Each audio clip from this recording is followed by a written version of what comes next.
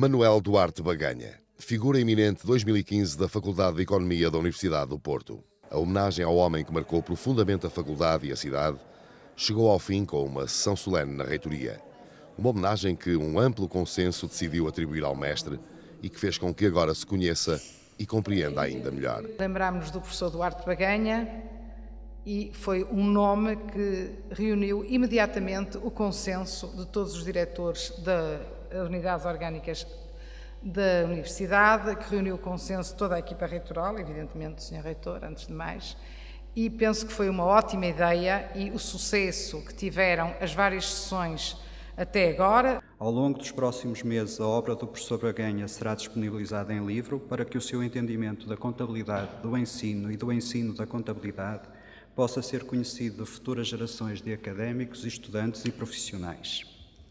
Há dias, um antigo aluno que assistira a uma das sessões deste programa, com surpresa, dizia-me que, para ele, o professor Baganha era o professor de contabilidade de custos e que não suspeitara nunca de que no professor coexistia o profissional, o cidadão empenhado e o autarca. Várias equipas tornaram possível esta justa homenagem, até porque a Universidade deve homenagear os seus. E a homenagem ao defensor de princípios teve uma enorme adesão.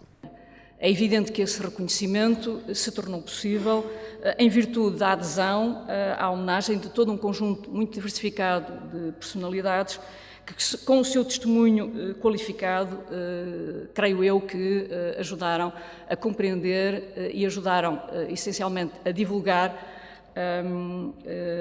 o essencial da vida e obra de Manuel Duarte Baganha. Alunos e colegas deixaram histórias de aulas, de encantamento e desconforto, de métodos e requisitos, de trabalho e princípios e valores. Foram muitas as horas em que, com ele, com a sua paciente ajuda, fui desbravando tópicos cada vez mais avançados na disciplina. Na verdade, não tenho as dúvidas que foi aqui que começou o meu encantamento, mas também foi aqui que teve início o meu desconforto por não conseguir perceber de onde vinha todo aquele complexo modelo que o professor Baganha me ensinou e que nós ensinávamos aos estudantes de economia, mas que eu não conseguia encontrar em nenhum livro nem em nenhum artigo. A verdade é que eu hoje sei bem, nós todos sabemos, que não era possível encontrar a contabilidade e o cálculo de custos que o professor Baganha ensinava em publicação alguma, porque se tratava de um sistema de custeio por ele desenvolvido, desde logo, portanto, original e único. Manuel Baganha fez-nos um prefácio conceptual à volta do conceito do que deve ser um manual universitário. E então dizia: o manual para os alunos deve cumprir 3 requisitos. E depois desenvolvia isso. E felizmente concluía que o manual em causa preenchia em conjunção os 3 requisitos. O primeiro requisito era a validade intrínseca do conteúdo teórico. E lá ele explicava o que é que queria dizer com esta expressão. O segundo requisito era a adequação ao conhecimento pré-existente ou existente.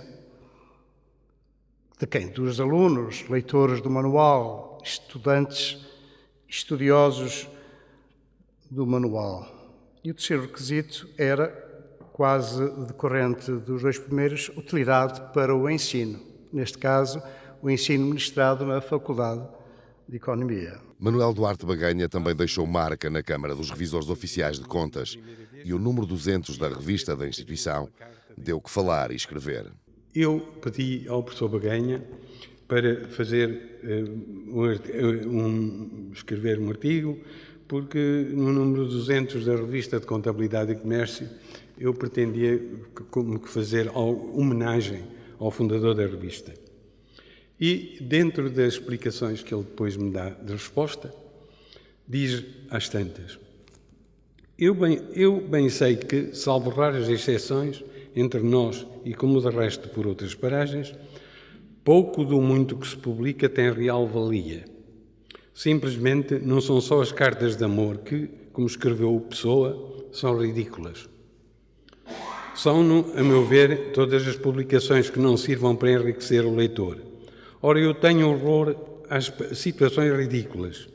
E é este o sentimento que tem prevalecido e me tem inibido de pôr em letra de forma os escritos que tenho acumulado. E, no entanto, se alguma vez tive um sonho na esfera profissional, foi precisamente o de publicitar um bom manual de contabilidade de custos. Aliás, muitos dos papéis que guardo foram produzidos no âmbito daquele sonho. E só não foram ainda destruídos, porque continuo, aos 70 anos, foi quando ele me escreveu isto, a sonhar. É com enorme satisfação que agora vejo que o sonho dele se realiza. A família mostrou-se feliz, agradecida e emocionada ao longo de todas as iniciativas organizadas para esta homenagem. O irmão do mestre recorda-o com saudade e alegria. Eu era o mais novo. Ele costumava entrar para o meu rapaz e tal. Costumava fazer assim, dizer, o meu rapaz, isto e aquilo e aquilo outro. De resto, sempre nos déramos bem uns com os outros. O nosso relacionamento. E ele era muito mais sossegado do que eu e outro irmão.